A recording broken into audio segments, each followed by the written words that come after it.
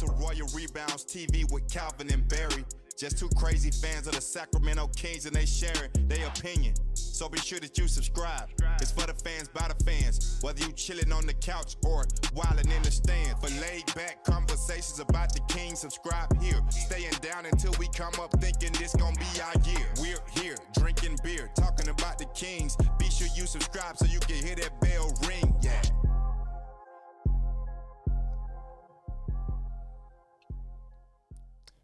What's up, Kings fans? Welcome back to Royal Rebounds TV, a Sacramento Kings YouTube channel for fans, by fans. This is the Royal Rebounds Podcast with Calvin and Barry. Barry is on assignment tonight. We are breaking down the Kings' 117-111 win at home over the Oklahoma City Thunder. We're going to be talking De'Aaron Fox. We're going to be talking Tyrese Haliburton.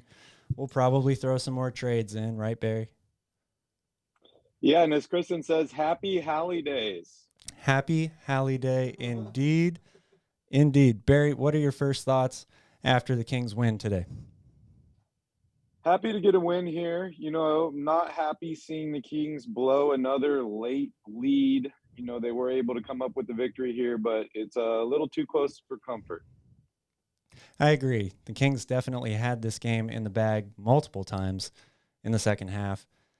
Typical Kings game, right? They show you just enough of what makes you think or see that this team actually has potential and could be a good team. And then, the turn the page. Thank you, Mike. We are turning the page dolls around. Kings win today.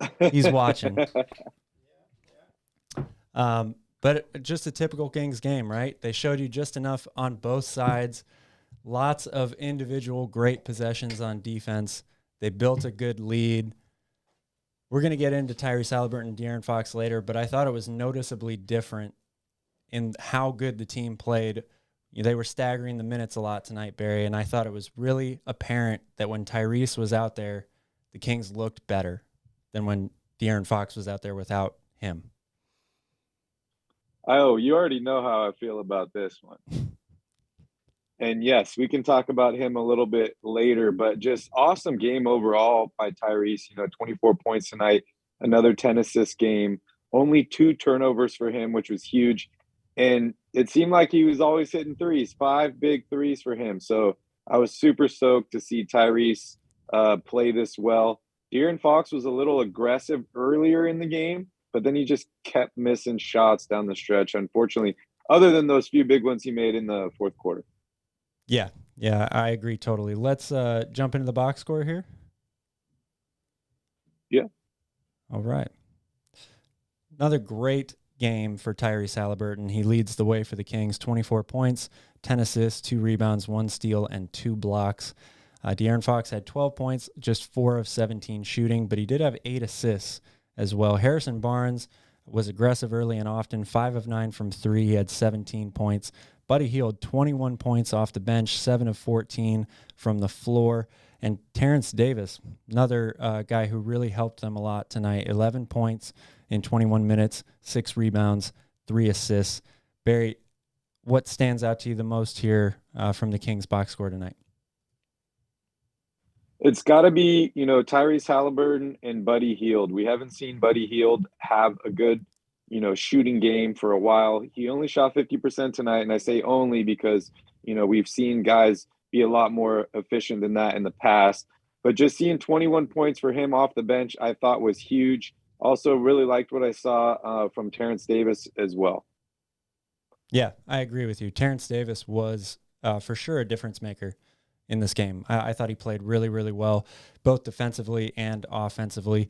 Katie Christensen had a really good point midway through the game today, and she was noticing that the Kings are much better defensively when the guards are able to fight through the screens. They're not good enough from a top to bottom roster or 5 guys that are on the court to switch every screen. They're eventually going to be put in a bad situation that way. But if the guards are able to fight through the screen, or at least try hard to fight through the screen, it messes up what the offense is looking for, because they're really just trying to get that switch. And Terrence Davis was very much a person that I saw fighting through screens consistently tonight. Yeah, we also got to see Marvin Bagley start again tonight, and he rewarded us with double-digit rebounds. I thought that was a key to the Kings getting off to an early start in this game.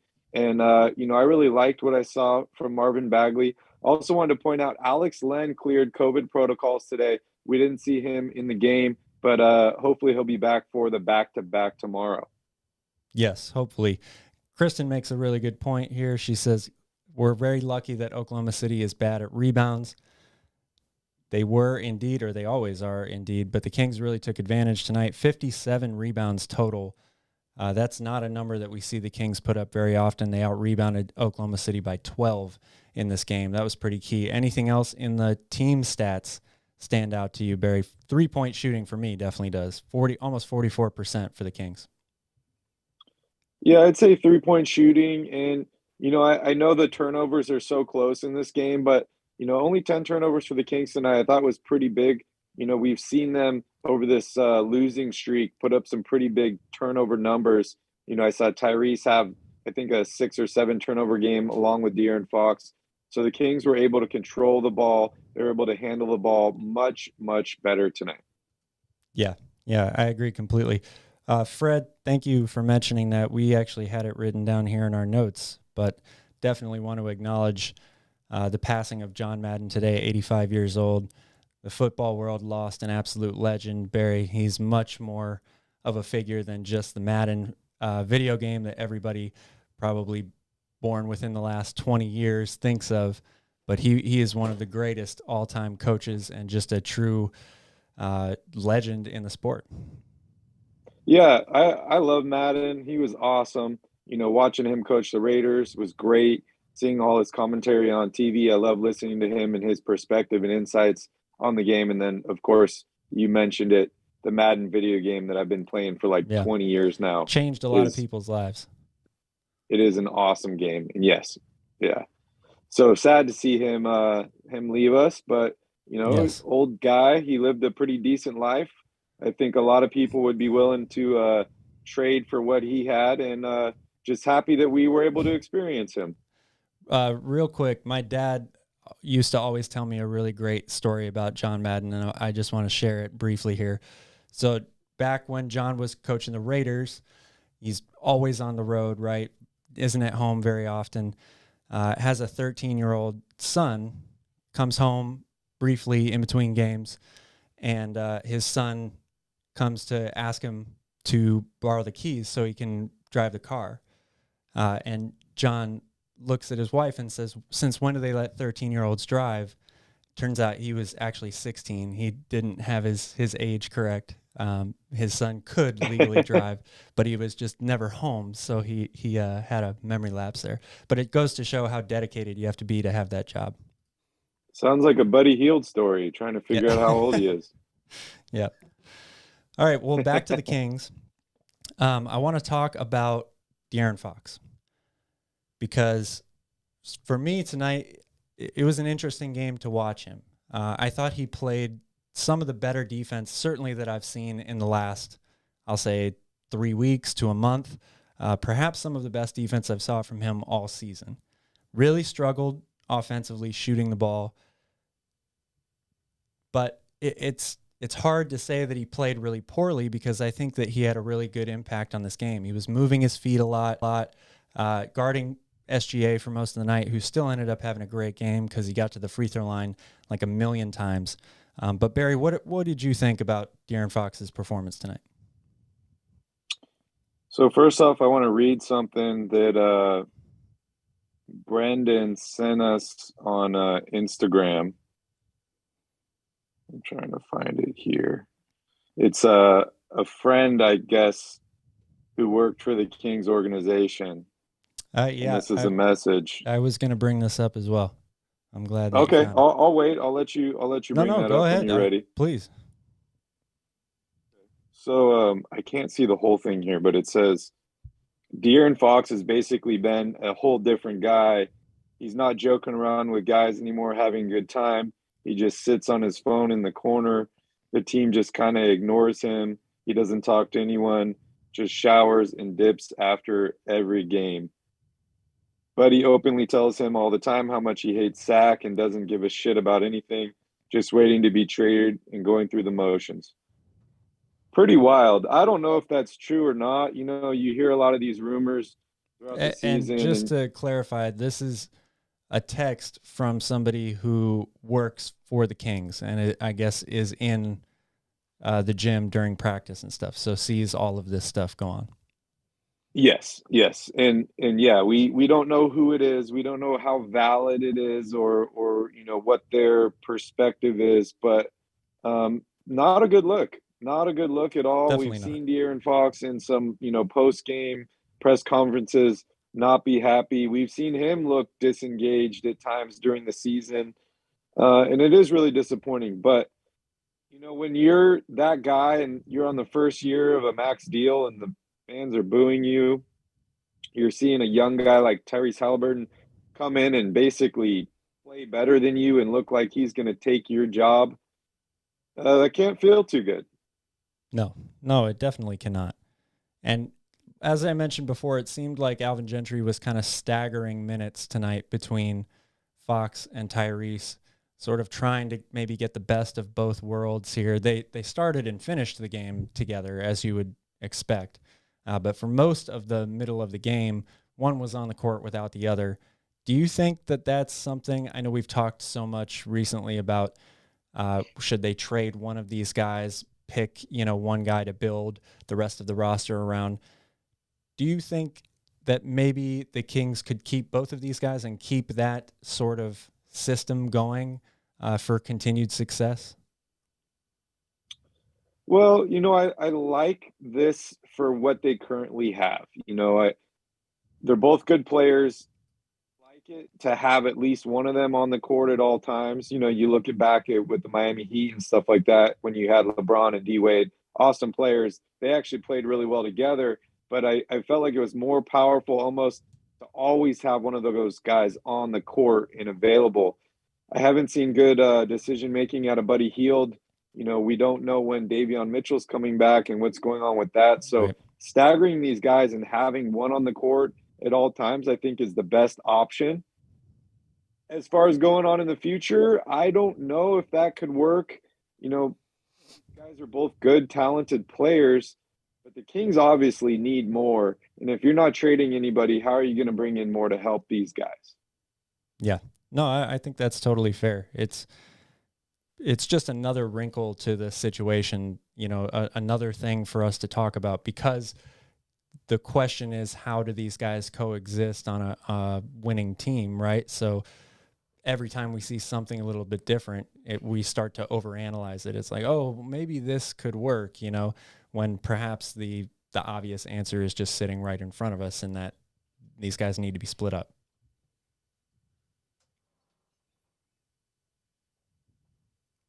Can you hear me, Barry?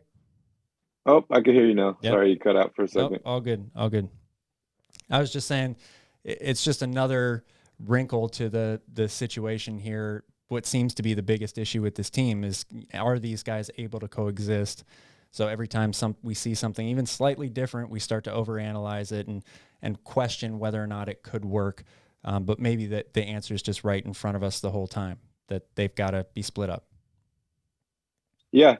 And, I've said it, and I'm going to say it again right now. De'Aaron Fox, awesome player. Tyrese Haliburton is going to be a superstar in this league. Everyone says, oh, it's only a few games, stuff like that, but he keeps doing it. He can pass the ball. He can shoot the ball. He can do everything on the court. He played incredible defense tonight. You look at the box score, only 1 steal and 2 blocks. I don't know if that's even accurate, because I felt like he was getting a steal or a block every other play. We saw him in the second quarter go on that 7-0 run single-handedly, getting a block, and then De'Aaron flips it to him and he gets the layup down and then hits a 3 later. Dude is going to be a stud. And if he's our starting point guard in Sacramento and we can flip De'Aaron Fox for more pieces to help this guy, I think that's moving in the right direction.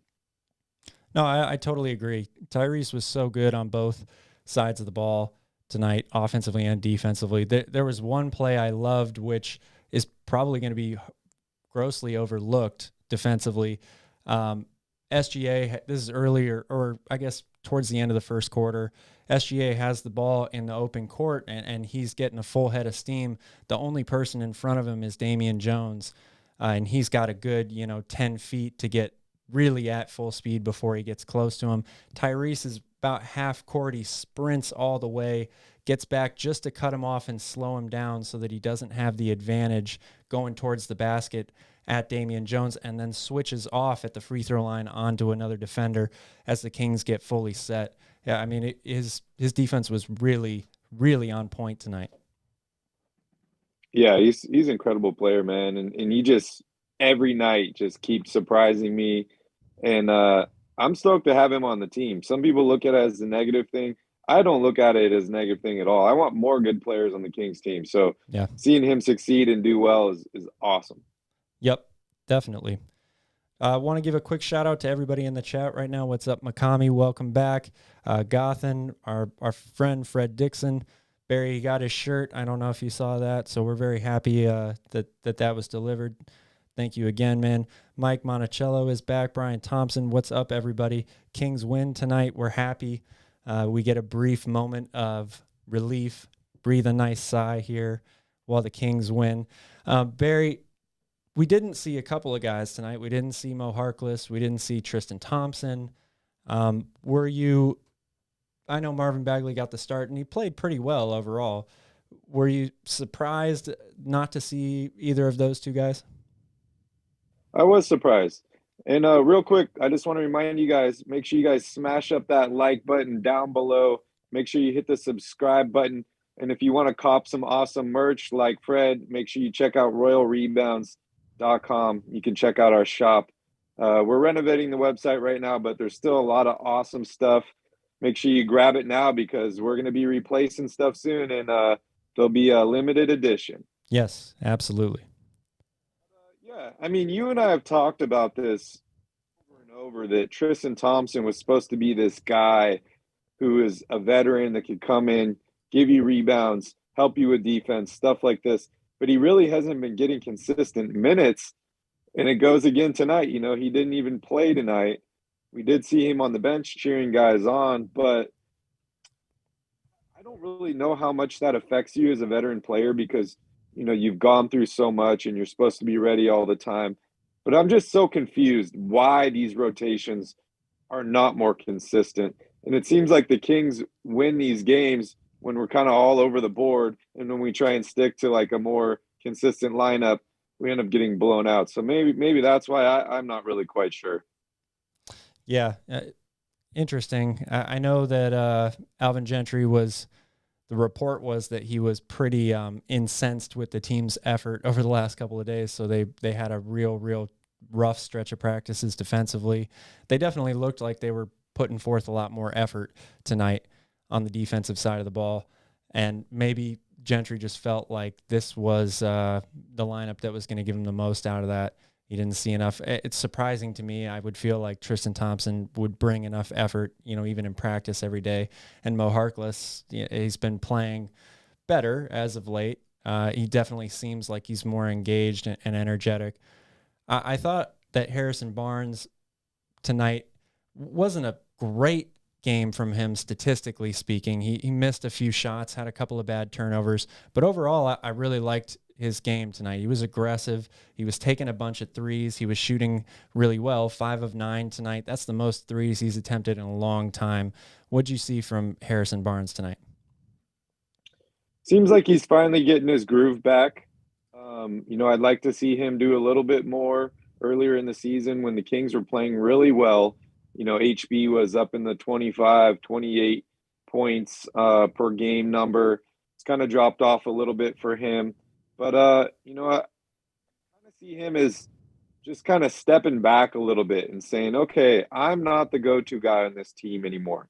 Earlier in the year, you and I talked about who's the best player on this team. Is it De'Aaron Fox? Is it, Harrison Barnes? I'm not quite sure.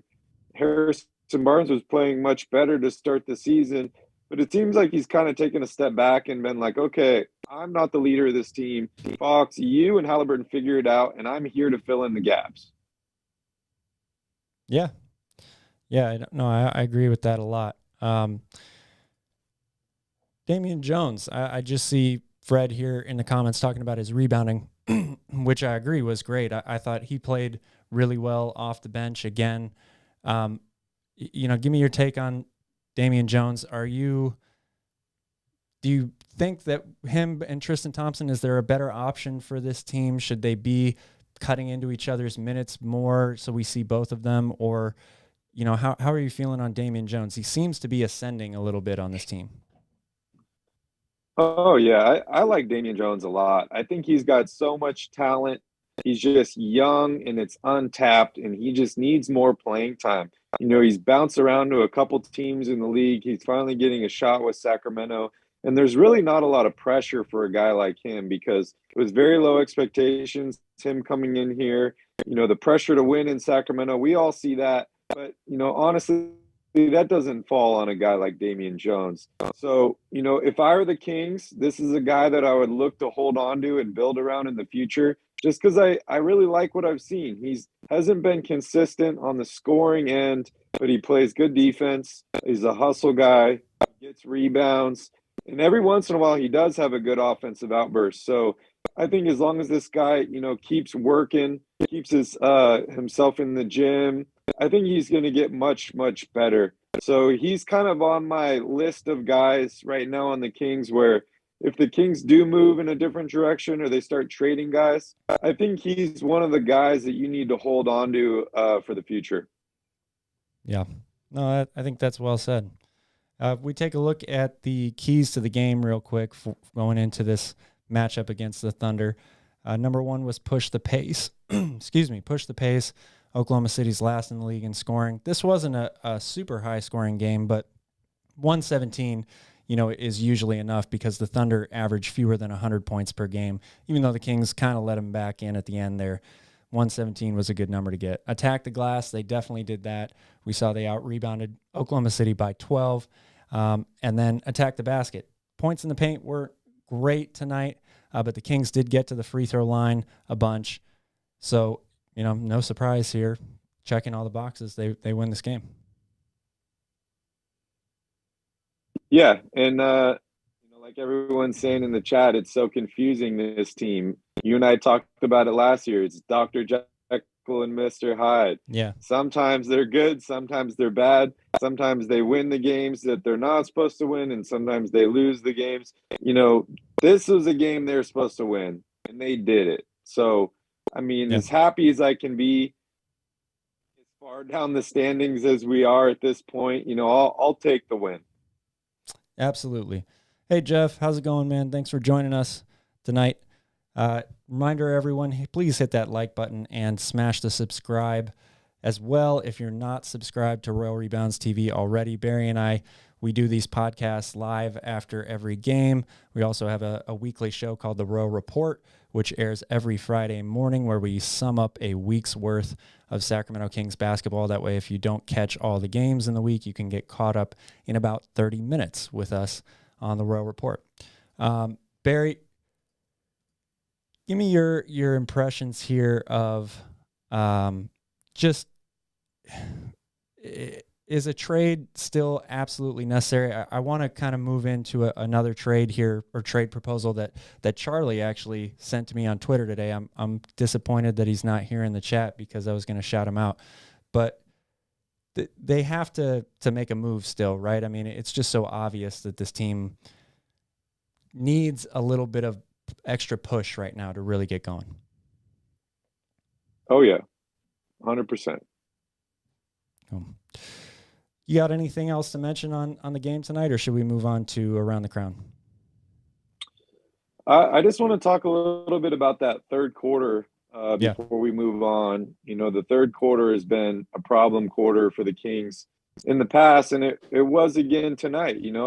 I felt good. The Kings were, up 4 going into the third quarter. They hadn't played the best, but they were winning this game. Tyrese was playing really well. And then the Thunder go on a 12-0 run in the fourth quarter. The Kings score for like 5 minutes until Damian Jones gets fouled, grabs grabbing an offensive rebound, goes to the line, makes one free throw, kind of stops the drought there. And then we saw the Kings dig themselves out of the hole, and they finished the quarter on a 15-5 run. So that quarter kind of sums up the entire Kings season, except for the fact that the Kings were winning going into the fourth quarter. But wild play by them. They just so confused with this team.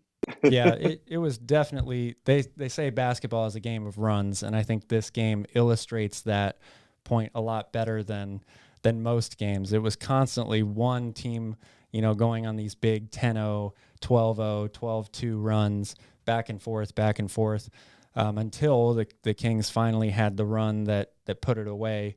They had, one run to end the third quarter and another in the fourth quarter, and it became a game of free throws at the end there. Yep, and De'Aaron Fox missed a couple free throws.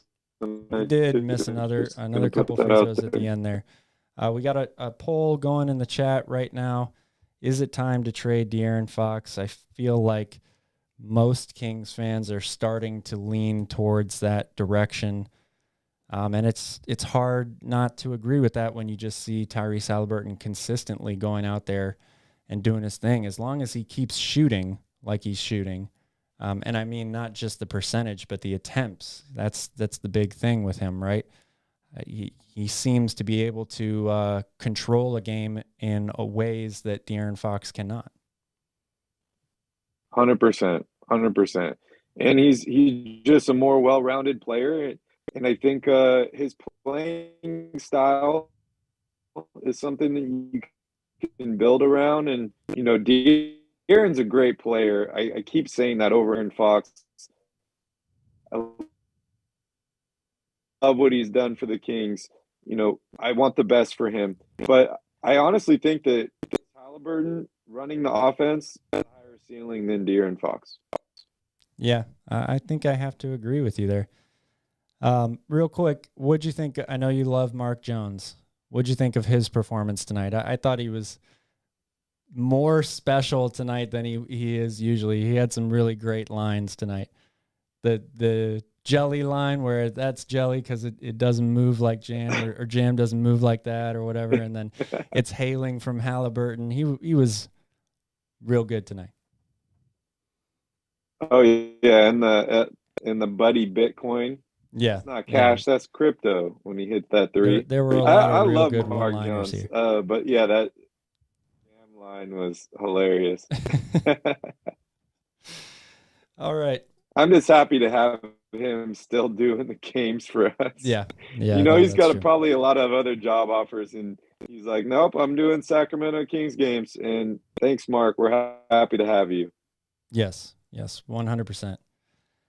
All right, we're going to take a quick break here, and when we come back, it's Around the Crown. We're talking all things Sacramento Kings.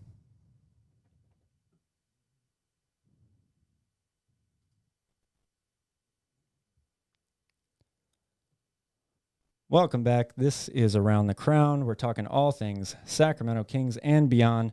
Join the royal family today by hitting that subscribe button. And while you're down there, you might as well smash that like button too.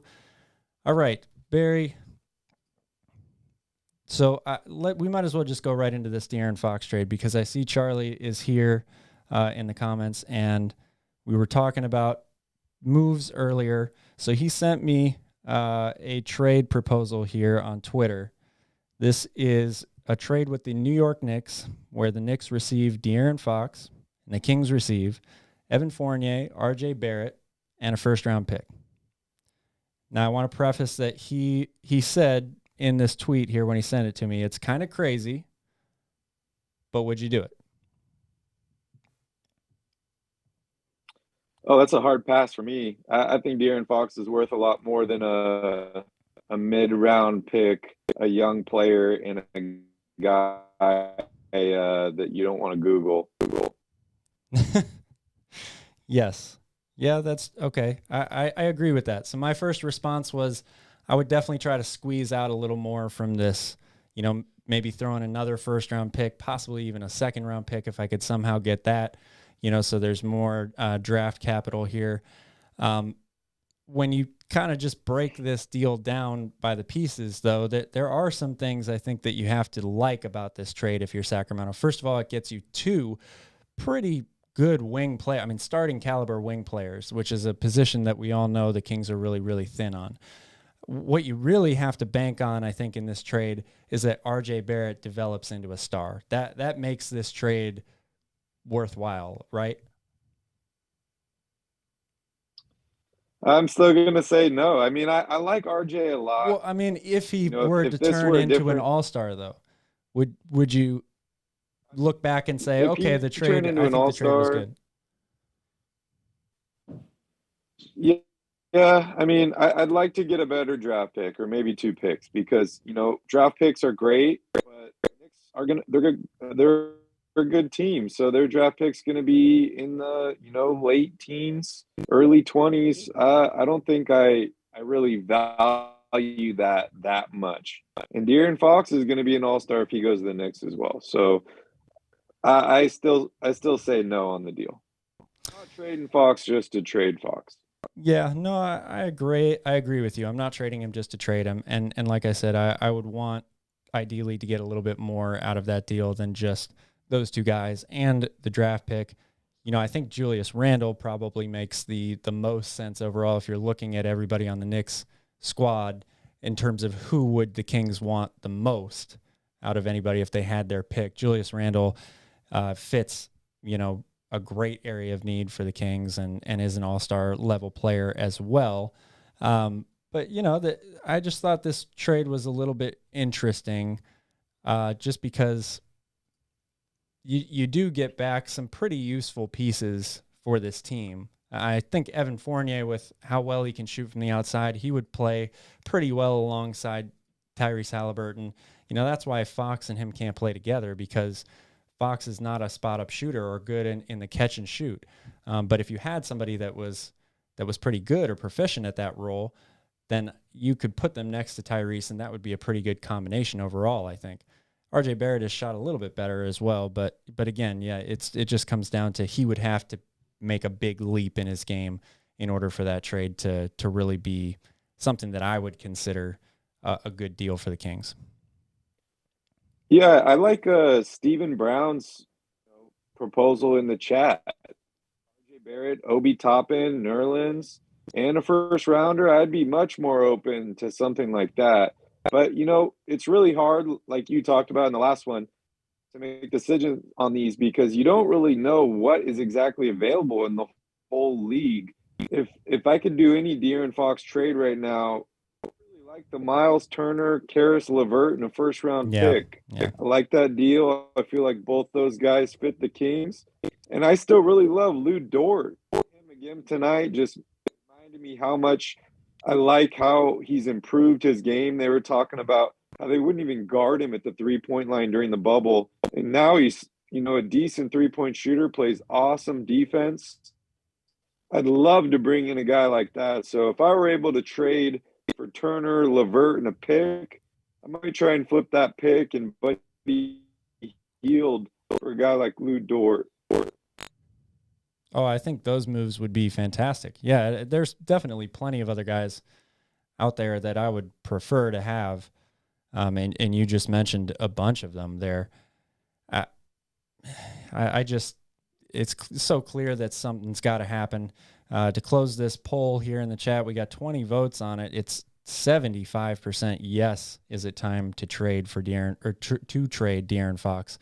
And only 25% no. For a second there, I thought the math didn't add up, but it's right. 75-25. Sometimes it doesn't. I know, add it's up. weird. It's weird. Alfie, no, I did not make it to the Kings game tonight. I really wish I did. Yes. We always wish we did. Much better than what I'm doing right now. Yeah, Barry is in the health and safety protocols currently. No bueno. No bueno at all.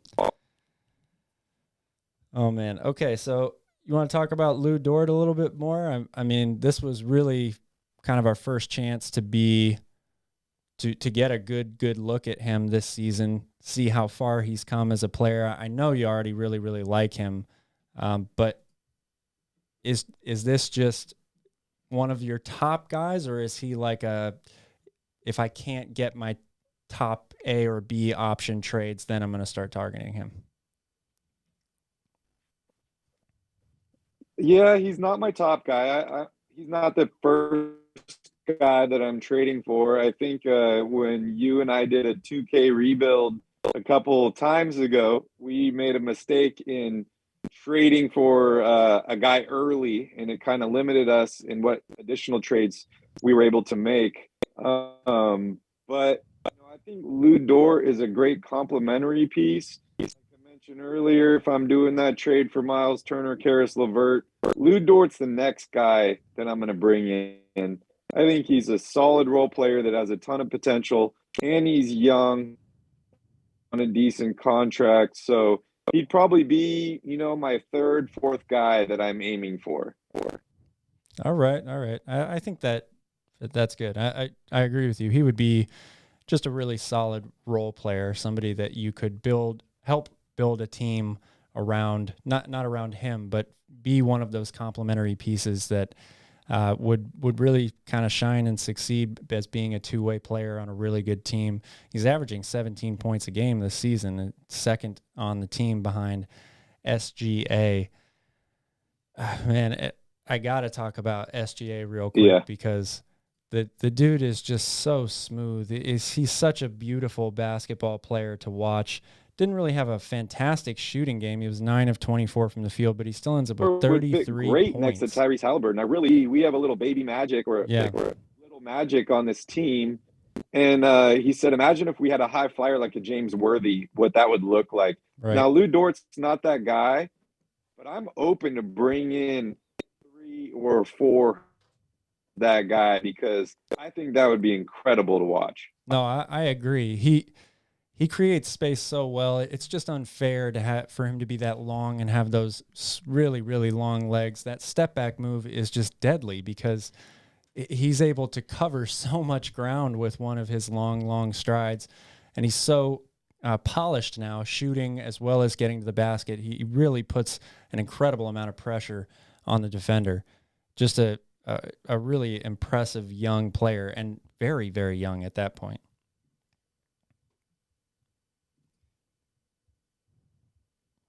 Yeah, Ryan says, are you guys concerned that there's no rumors out of our camp? I don't think that's a negative thing. I think that's a positive thing. We have heard some rumors, but, the front office on this team has been a pretty tight ship. And I think that is a positive. You don't want rumors that the front office are shopping some of your main guys like De'Aaron Fox or Tyrese Haliburton, thing like that. So I think that's actually a positive, not a negative. No, I would have to agree with you. It certainly wouldn't bother me if I didn't hear any rumors at all or anything come out of the Sacramento Kings, head brass or whatever. What would really annoy me is if they go through the trade deadline and there's no moves that are made, because I do think that they absolutely have to switch something up on this team if they're looking to make a short-term success in terms of this season, making the playoffs or making a run at the playoffs. Yeah, I mean, I'd even be happy if they traded some of these role players for, late first-round picks that are coming up just as some title contenders through the rest of the season so that the Kings could maybe, reattack in the offseason and have maybe 3-4 first-round picks to use in a potential trade. That's like a bare minimum, but I want to see something happen soon. Yeah, I think we all do. Everybody seems to be in the same boat, whether it's one specific player that you want to see gone, being it De'Aaron Fox or Buddy Hield or Marvin Bagley, or, people are looking at the broader scope, the bigger picture of the whole team, and seeing how deficient they are in certain areas and hoping for an upgrade in some of those regards. What's up, Brendan? You just got back from the game? Man, it must have been nice to be in there for a win, a Sacramento Kings win. I did notice it was pretty quiet in there. It's just sad, to see a lot of empty seats. You can hear the PA announcer's voice so well in the game because there isn't really a lot of outside chatter amongst the fans. But I hope you had a good time in there and you at least got to celebrate a Kings win, right, Barry? Oh, yeah. We're all in for the W's. 100%. Let's I don't know about that one necessarily, but very funny. Very, very funny. He's pushing buttons, dude. He knows it. Oh yeah. Oh yeah. All right, so we talked about De'Aaron Fox and Tyrese Haliburton coexisting together here. Alvin Gentry's been back for a couple of games now. It's not a huge sample size, really, to go off of anything. But are you still, 100% convinced that Doug Christie should be the man leading the way for this team? Through the rest of the season, yes. I just think the Kings need a guy that can encourage these guys, these young guys, to play better. And I think that Doug Christie is that guy. I've kind of deviated from my idea that the Kings were going to make the playoffs this season. Yes, it's, they still have a chance. There's still a ton of basketball left. But from everything I've seen from this team, this is not a playoff year. This is just kind of a year where they need to put pieces together and figure out what the plan is, what they're going to go into next season with. And I think that really is going to happen with trades and just playing some more of these younger guys, giving Marvin Bagley more minutes if you're not trading him. Tyrese needs more minutes. Damian Jones needs more minutes. Rashawn Holmes and Tyrese need more time together. So I kind of feel like this is the time to trade for young guys and draft picks, and let's let Doug encourage them through the rest of the season, and we'll revisit the coaching position in the offseason. I think that's interesting. It sounds to me like you're suggesting tanking. I'm not suggesting tanking. I'm still trying to win games. I'm not purposely losing games, but I'm trying to develop my young talent at the same time. Yeah, it's funny how developing talent, has become like another less hurtful way of saying we're tanking or we're aiming for draft picks.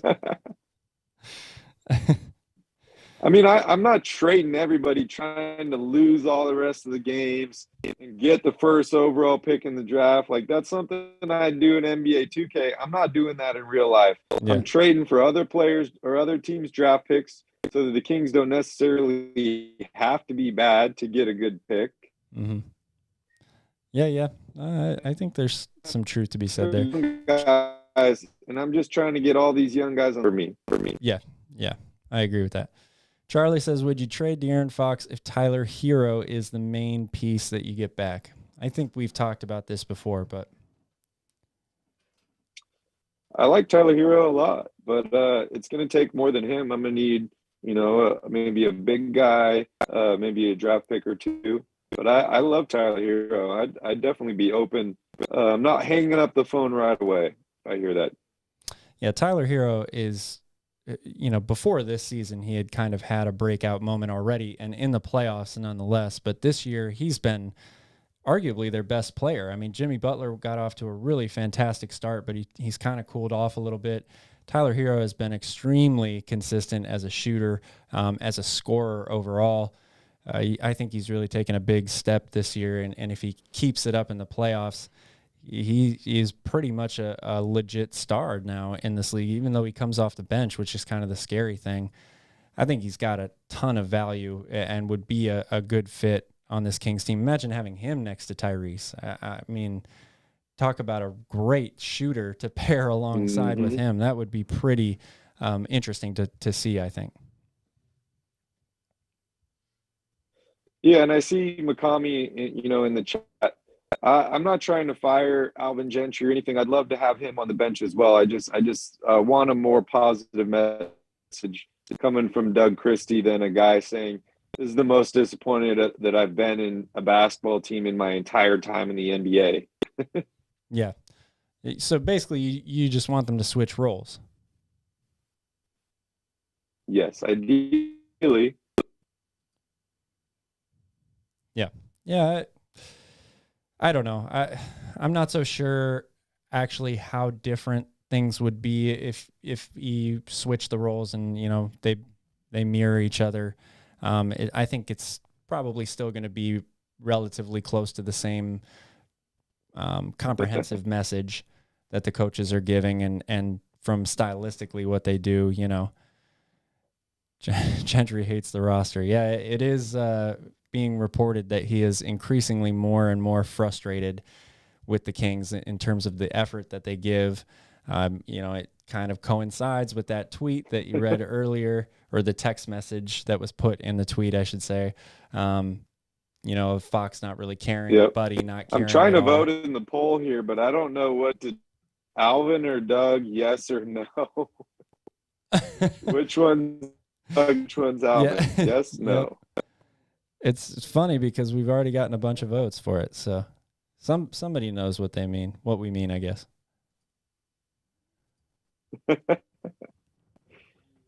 Oh, it's awesome. We haven't talked. No, I think that's Sean true. Holmes. Gentry's comments did get a lot of response today, but that has been the biggest problem with this team, is that it's a very up and down ride all the time, throughout the course of the season, throughout the course of a game, throughout the course of a quarter, as we saw tonight in the third, where the Kings went on this big run and then they allowed them back in the game, and then they had to come in with another big run at the end. It's just, as we like to say here, being consistently inconsistent. So I do agree that what Gentry had to say, or what he had to say to the team in practice, is definitely got a response today, but that's the problem. Is it going to continue? Can they build this into a 2, 3, 4, 5 game stretch? Yeah. You can't lose 1 or 2 games, 3 games in a row, and then you just win one game and you're like, okay, it worked. And then you lose 3 more again, and then he comes out to the media and blasts the team, and then maybe we win 1 more game. Like that's not a good game plan. Yeah. KT is saying here, in the playoff scenario, I think it would be essential to start Tyrese and De'Aaron as the 1 and the 2, because they'd help alleviate defensive pressure from opponents for one another off offense. Look, they're the 2 best players on this team, so I think you obviously have to start them no matter what. In terms of defining a position between the 2 of them, I don't think you have to do that necessarily, because each one of them is really starting to come into their own roles. And I think both of them honestly play point guard. It's just De'Aaron Fox is more of a scoring point guard, but he still has the ball. He has the highest usage percentage. He has the ball in his hands.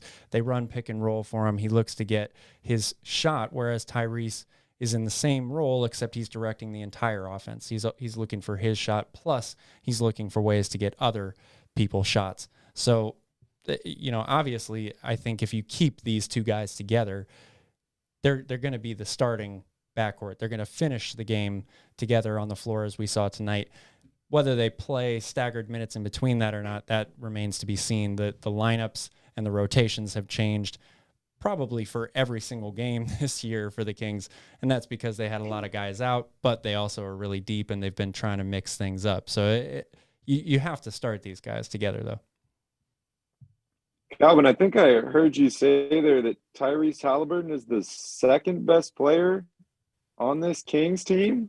Oh, he definitely is now. Did this change for you? I don't think it's even close. Well, when Harrison Barnes kind of fell off, and Tyrese has really taken his game to another level. Look, I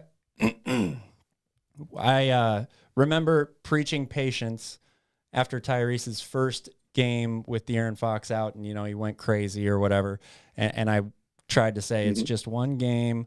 Everybody, you know, take a deep breath here. Those types of numbers aren't going to be the norm. And he's proven me wrong a little bit up until this point. I still don't think those types of numbers are what you should expect every single night from Tyrese. But it's very, very clear. It's been enough games now. He's doing it with De'Aaron Fox on the court now because I think he feels so confident that he's just looking for his shot so much more. But he's really taken a very big step forward here in a short amount of time for me. I got another question for you, Cal. So let's say Kings are going to hire a new head coach at the end of the season. Who would you rather they keep on as assistant coach next year, Alvin Gentry or Doug Christie? If you could only choose one. I would choose Doug Christie because I think that Doug Christie is a coach who his time is still coming. He's still got an opportunity to improve, and I think he has already a pretty good presence around him. I like Alvin Gentry because he's basically my tourniquet or my flotation device right now. He's perfect for the situation that the Kings are in because he's done this so many times before, and he's a respected guy. I think he has he obviously knows basketball, and he deserves a position on a lot of different coaching staffs, whether it's head coach or assistant coach. But I think if I'm looking more long-term, it's going to be Doug Christie. That's why I would rather him not be rushed into this situation when the deck is already kind of stacked against him and he's got somebody like Alvin Gentry who can really be a big mentor and give him a lot of good pieces of advice along the way as you kind of groom him towards the head coaching position. You and I had both talked about how consistency with this Kings team has been such a big issue. Players, coaches, front office, everything. Do you think that maybe if Doug Christie were to finish the season as, interim head coach and was able to maintain, and be with the team next year as assistant coach, that might, create a little bit more consistency than rocking with a guy like Alvin Gentry through the rest of the year, firing him at the end of the season and switching to a new guy? Does that make sense at all? No, it does. And I'm also thinking that if I think there are better coaching candidates that would be available at the end of the year than either one of these guys. Even though I like Doug Christie a lot, and I think that he's got a really good opportunity, in the future to be a coach in this league, a head coach in this league, I think there are better choices out there right now. So you can still keep Doug Christie on as an assistant. That way, if the new head coach that you hire turns out it doesn't work out there, then you give Doug another opportunity, and it's more of a legit opportunity. It's, okay, now the team is yours. It's yours to lose, basically. Whereas right now, I feel like even if he were to take over, I don't necessarily believe that things would change all that much unless they make some moves and shake up this roster and improve the roster overall, improve the style of play, improve the cohesiveness as a team. I think he would still stand a very difficult chance of being able to win the head coaching job moving forward. But you still have that in your back pocket if you keep him on as an assistant coach. Look for another person, whether it's D'Antoni or Kenny Atkinson or one of these, notable names that you think could turn around the franchise quicker, perhaps. And if it doesn't work out, you still have Doug Christie as an option. Yeah, I like that idea. You and I had both talked about how we'd like to have D'Antoni as a potential coach next year. Does that change for you at all if the Kings move on from De'Aaron Fox? Not necessarily, because I think Mike D'Antoni could do some pretty cool things with Tyrese Haliburton's skill set as well. De'Aaron Fox maybe makes the most sense when you think about the types of players that he's had in the past, but he coached Steve Nash for a long time. I'm not saying that Steve Nash and Tyrese are really that similar of players, but they're definitely more similar than Steve Nash and De'Aaron Fox. I look at what Tyrese Haliburton brings to the table, being able to score and pass so well. And Steve Nash won a couple MVPs when he had Mike D'Antoni kind of orchestrating his offense. Mm-hmm. So it might work out well either way. Yeah, I see Gotham talking about defense being scary with D'Antoni. Yeah. I mean, I felt the same way too, but you look at his last year, I think it was either his last year or his second last year in Houston. That team was one of, if not the best defensive rated team in the entire league. Yeah. Yeah, I agree with you completely. I think that over the years, Mike D'Antoni started to realize that you can have as great of an offense as you want, and he had the best offenses in the league, but they failed in the playoffs over and over again, and I think he realized that he needed to kind of build up that defense as well, so he started bringing in guys on his staff that were the right fit, and they had this good mixture of being able to execute offensively like he wanted, and they could close people out and defend on the other side. So again, if you keep somebody like Doug Christie, if you keep Mike Longobardi, or if you find other guys out there available that are really defensive-minded guys, like what if you made Steve Clifford an assistant on this team under Mike D'Antoni? I know that's a guy that Skip repeatedly has said he really likes. That could end up being the right mix of offense and defense.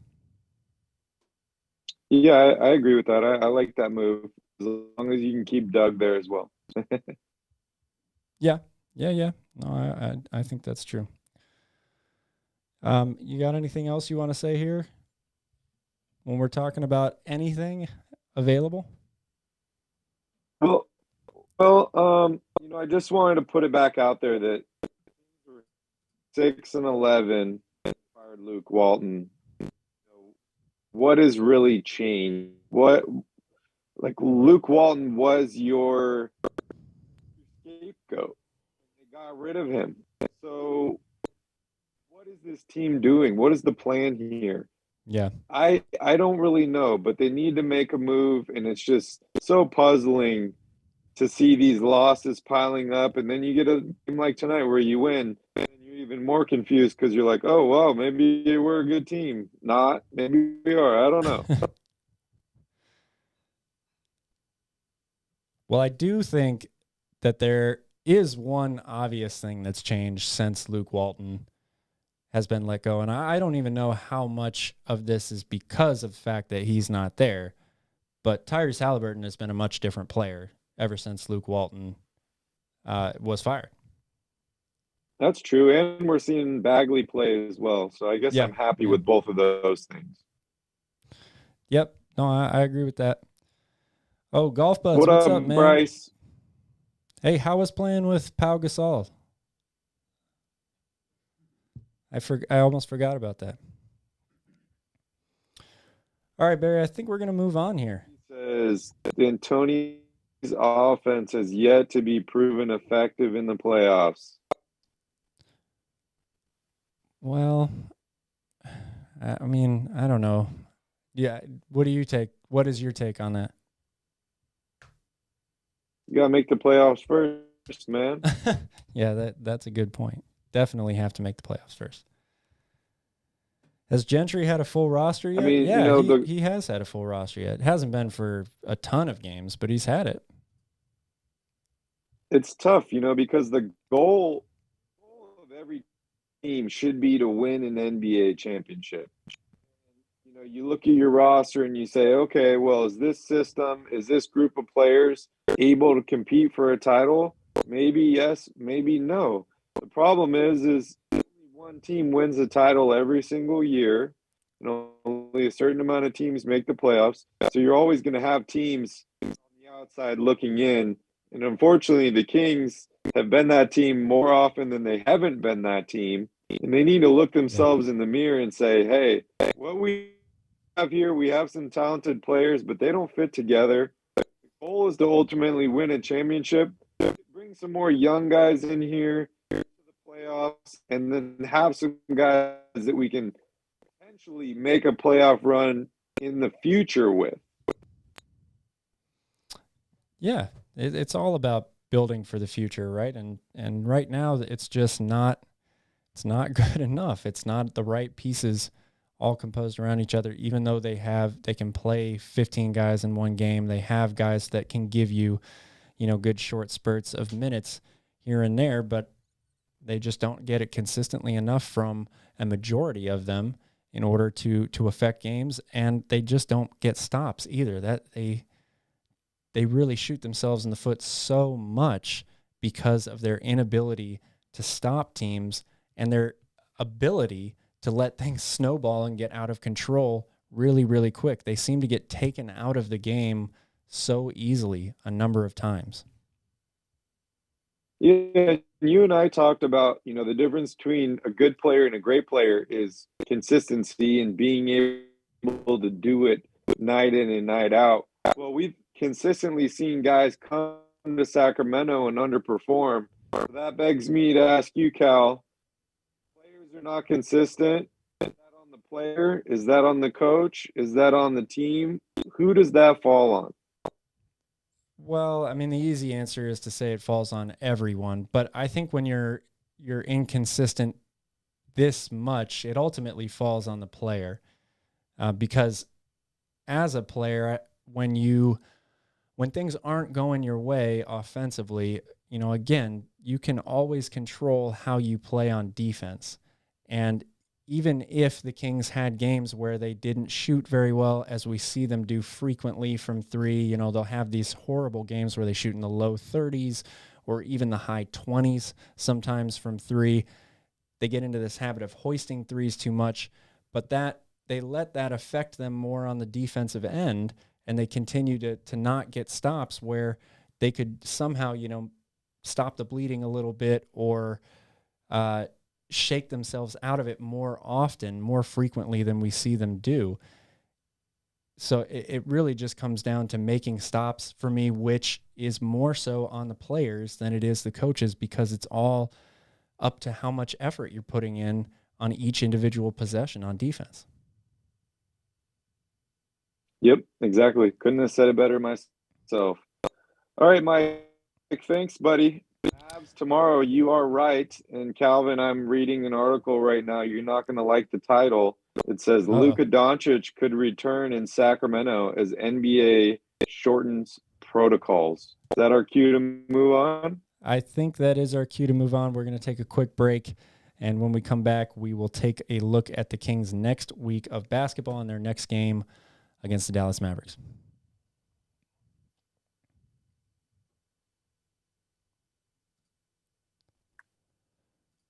Welcome back to Royal Rebounds TV, a Sacramento Kings YouTube channel for fans, by fans. The Kings continue their crusade to get back to the playoffs. Next up is the Dallas Mavericks. If you're a Kings fan, hit that like button and subscribe to the channel today and join the Royal family with Barry and I. All right, Barry. So Kings play the Mavericks. We just kind of alluded to the fact that Luka Doncic could play in this game, as the NBA and the Players Association have announced a new agreement shortening the amount of time for asymptomatic players who test positive to return to the court. The old quarantine period was 10 days, as we have all gotten very used to over the past year and a half. They've now shortened it to 6 days, coinciding with the CDC's report that people who test positive don't need to isolate for as long as we were accustomed to in the past. So, regardless of whether or not Luka plays in this game, how are you feeling as the Kings are entering this game against the Mavericks, coming off of a win nonetheless, but in a back-to-back situation? Well, I'm always happy for another Kings game. Tomorrow is a new day. We did win tonight, but you can't expect that to propel you to a win tomorrow. So you definitely got to show up for this game. I'm happy to see, the Kings getting a lot of these players back. They're starting to get, some run in. We mentioned Terrence Davis had a great game tonight. He said that he didn't really have many symptoms. So he was able to get his workouts in, get his shots and everything while he was in quarantine. I'm a little worried about Davion Mitchell because we haven't seen him for a little while. Alex Len just cleared protocols today. I'm not sure if he'll be available for the game tomorrow or maybe the next game against the Mavericks, but I'm definitely feeling a little bit more positive on this game than I've felt, over the last week or so of Kings basketball. Yeah, I think that with how Tyrese Haliburton has been playing, that's a matchup that the Kings, I think, can really exploit in this game, because the Mavericks are not necessarily the best defensive team. And Luka, that's one of the biggest areas that he struggles in. So I'm interested to see who he's guarding in this game, because out of any of the people that I think he might be on for any period of time, whether it's De'Aaron Fox or Tyrese Haliburton or Harrison Barnes, I think all three of those guys have some sort of mismatch or matchup advantage with Luka guarding them. So it's going to be real interesting to see if the Kings can take advantage of those opportunities. They don't want to necessarily get into a big shootout with this team, because the Mavericks are a very streaky shooting team as well. And they've got some size too. I think it will be interesting to see who the Kings play in their rotation in the front court, particularly at the 4 and 5, when you've got guys like Boban and Kristaps Porzingis, these huge, huge people. How are the Kings going to match up best with that? I need to see Marvin Bagley starting in this game at the 4. And, depending on whether Doncic plays this game or not, or actually either way, I want to see Tyrese take this game seriously and personally. I want him to dominate the Mavs. I think he knows that a lot of Kings fans, feel bad about the whole Doncic situation. And, we kind of have a little bit of a rivalry now going with the Mavericks. I don't know how much of a rivalry it is, because we're not as good of a team as them. But, I want to see him take this matchup personally. If Doncic is out there, I want to see Tyrese lock him up. And I want to see him do some of the things he did tonight. He had that step back 3 that he hit. I don't know who he made that, but he hit it in somebody's face. And, I feel like Tyrese plays better. He's kind of like on edge, or he feels like he has something to prove. And this is a perfect game for that. Yeah, I agree with that. This is a team, the Mavericks play a pretty big team overall. They do have Jalen Brunson, who comes off the bench and plays very critical minutes for them. He's a really solid backup point guard, probably could start on a lot of NBA teams. But other than that, they throw a lot of big, long-armed guys at you, whether it's Tim Hardaway, Dorian Finney-Smith, Dwight Powell is back and playing again, big minutes for this team. So typically speaking, we've seen that the Kings struggle against teams like that switch a lot of screens. I don't know how you feel about the matchup offensively versus defensively. And do you think the Kings will choose to stagger De'Aaron Fox and Tyrese again, try to give them both an opportunity to really do what they do best? At this point, I can't tell you what the Kings will or will not do, because I have no idea. But I think the correct answer is yes. They should stagger these guys. And hopefully, what they saw tonight will give them the confidence to do that. I also see, is it Roters here in the chat? Rashawn Holmes needs to play well against the Mavericks. Yep. And that is, I say 100%. We need to see Rashawn Holmes stand up, and Tyrese has got to get him the ball. Yeah, absolutely. He's got to play well. They're going to need good games out of all their front court players. The guards at this point, I know De'Aaron didn't have the greatest of games tonight, only 12 points, but between him and Halliburton over the past 2 months, they have clearly been the Kings' best players, and they've brought it on most nights, been effective, at least offensively. So the Kings need somebody else from the forward and big man spot to really step up, especially against a team that's as balanced and deep like Dallas. All of their starters can really hurt you, and they've got a pretty decent bench as well. That kind of leads me into... and I heard they... Sorry, go ahead. Oh, no, please go ahead, because I was going to go keys of the game next.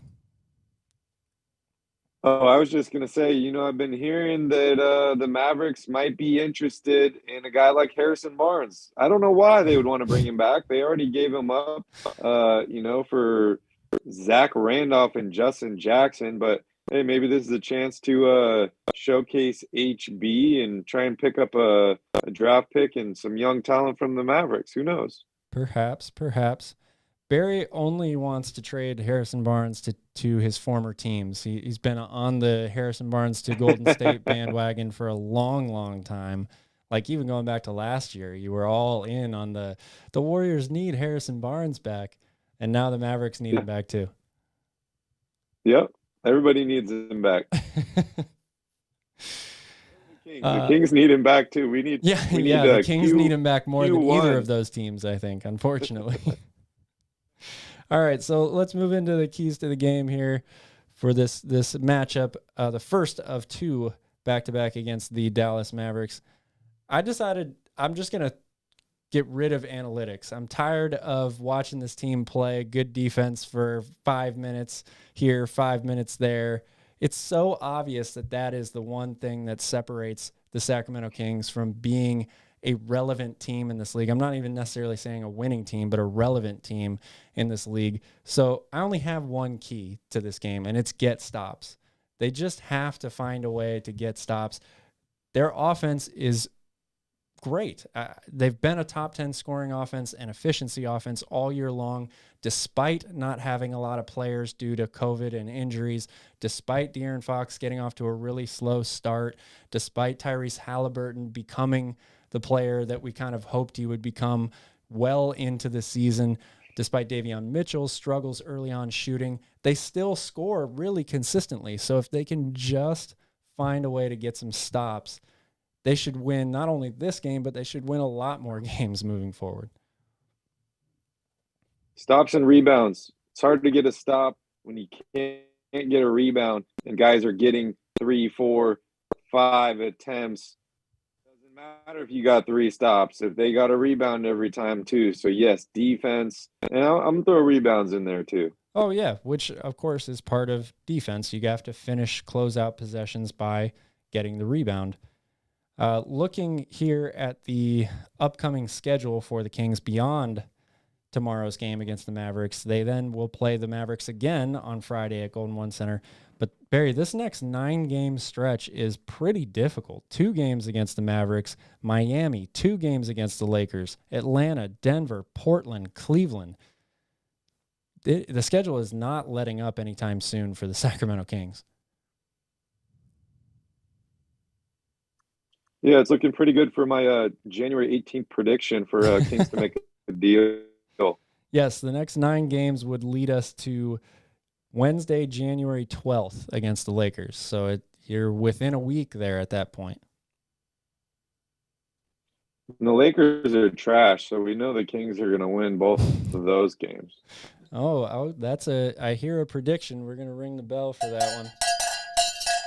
Barry is predicting, write another one down. January 18th is when the Kings will make their first trade by, and they will beat the Lakers 2 times in the next 2 meetings against them. That's January 4th and January 12th. Fred will probably want you to take a shot if you are wrong on that. I noticed he said it again in the comments tonight that we should take a shot, but Barry and I are not in the same room today, so we can't both take a shot. Yeah. I mean, I'm looking forward to taking a shot. I'm looking forward to having a beer. Unfortunately, I don't have any right now, so I'm open to taking one. Dennis says, "Is Russ getting traded?" There have been more and more rumors that Russell Westbrook is being shopped, supposedly, by the LA Lakers. I thought Russ had some pretty honest comments yesterday or 2 days ago, something like that, when he was saying that people just expect me to get 25, 15, and 15, and that's not realistic, even though he averaged, around those numbers for many, many years, a lot more than anyone ever thought they would see. But I think he does have there is a lot of truth behind that statement, that people just all of a sudden expect so much out of him, and we should maybe not people kind of hit him pretty hard if he doesn't get a triple-double. You're not going to have a triple-double every night. Yeah, I'm a big Russell Westbrook fan. I think he's a great player. But earlier today, I was actually watching his not-so-highlight he's been on the Lakers.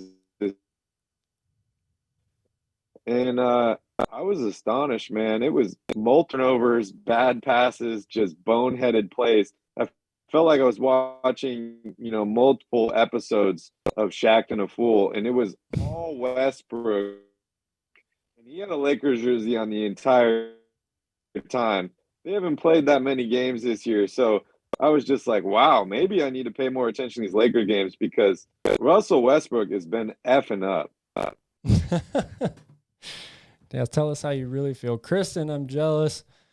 She says she's going to be at the game in LA on January 4th. That was the last Kings game that Barry and I attended was 2019, December in LA. We saw that LeBron James poster on Nemanja Bjelica. It was a fun night, even though the Kings did not pull out that win. Yeah, what were those? Were those 40s or 50s that we were drinking next door at that little bar? It's a big bar. Oh yeah, what was the name of that place? It's called the had like a big silver handle. Yeah, they were huge glasses of beer. You should check some of those out. So yeah, we're definitely both jealous that you'll be at the game at the newly named Crypto.com Center.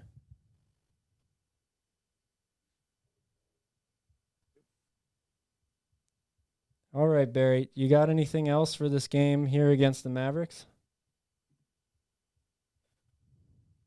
Well, Willie Cauley-Stein's out. I don't know what that really means for the Sacramento Kings, but I like what I've seen out of Tyrese Haliburton. I hope that he doesn't regress back to, De'Aaron having a good game and him having an off game. I really hope that he can play well in these next couple games and De'Aaron can figure out a way to make a bigger impact for himself on the offensive and defensive end of the floor. I think it's really important, like I said, to get Richaun Holmes involved. I'd like to see Marvin Bagley starting in these games. And, I think you were right in saying that Harrison Barnes is finally, looking a little bit better since he returned. So, I'm feeling a lot more positive than I was just a week ago. The Kings are getting healthy. If they lose both of these games, maybe I'll be right back in the spot I was before. But just happy to see these guys getting back, and I want to see some competitive basketball, and I don't want to watch a bunch of these G Leaguers anymore. Yeah. Oh, that reminds me. Did you see Emmanuel Terry get signed? Not by the Sacramento Kings? I missed that. What was that? I said, did you see that Emmanuel Terry got signed by a team other than the Sacramento Kings?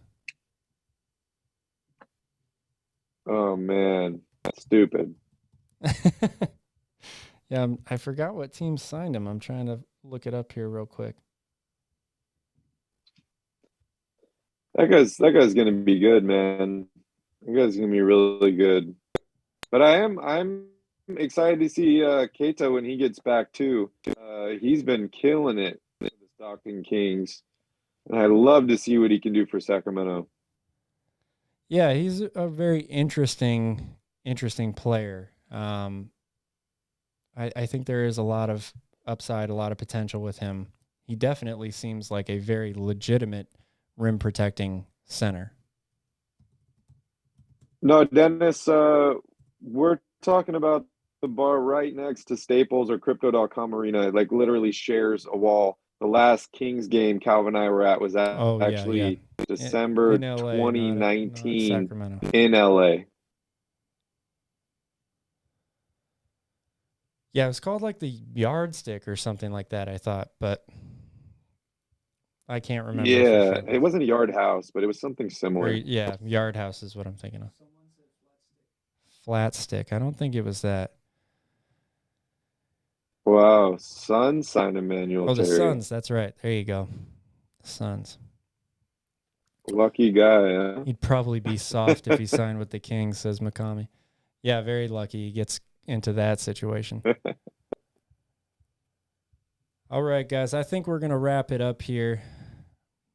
We once again want to thank you for joining us for another episode of the Royal Rebounds Podcast with Calvin and Barry. Yeah, Kristen Yardhouse. I think maybe it was that. Anyways, thank you guys so much for watching. Barry, you got anything you want to add before we say aloha? Thank you guys so much for watching. Make sure you guys smash up that like button, hit that subscribe button to join the Royal family. Calvin and I will be live tomorrow after the Mavericks game, so make sure you guys catch us then. We appreciate you all. We appreciate the support. You guys have a wonderful evening, and go Kings. That's right. Go Kings. Thanks, you guys.